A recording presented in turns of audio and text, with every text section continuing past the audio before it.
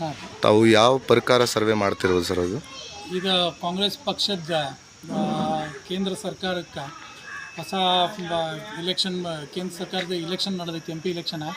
ಆ ಇದ್ರೊಳಗೆ ಕ್ಯಾಂಪೇನಿಂಗ್ದೊಳಗೆ ಕಾಂಗ್ರೆಸ್ದು ಹೊಸ ಘೋಷಣೆಗಳನ್ನು ಮಾಡೈತಿ.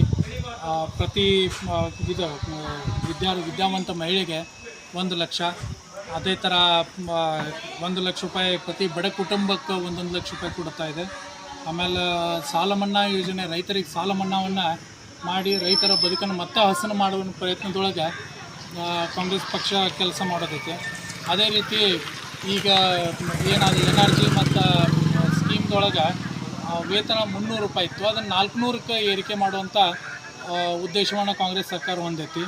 ಇದೇ ರೀತಿ ಜಾತಿ ಗಣತಿ ಮಾಡಿ ಇನ್ನೂ ಕೆಳಗಿನ ವರ್ಗದ ಜಾತಿಗೆ ಅಥವಾ ಅಸ್ಪೃಶ್ಯರಿಗೆ ಇನ್ನೂ ಹೆಚ್ಚಿನ ಆದ್ಯತೆಯನ್ನು ಕೊಟ್ಟು ಅವ್ರನ್ನೂ ಸಮಾನ ಇದನ್ನು ಪರಿಸ್ಥಿತಿಗೆ ತರಬೇಕು ಅಂತ ಪ್ರಯತ್ನದೊಳಗೆ ಕಾಂಗ್ರೆಸ್ ಪಕ್ಷ ತನ್ನ ಹೊಸ ಅಜೆಂಡಾಗಳೊಂದಿಗೆ ನಮ್ಮ ರಾಹುಲ್ ಗಾಂಧೀಜಿ ನೇತೃತ್ವದೊಳಗೆ ಹೊಸ ಪ್ರಚಾರ ಮಾಡ್ತಾಯಿತ್ತು.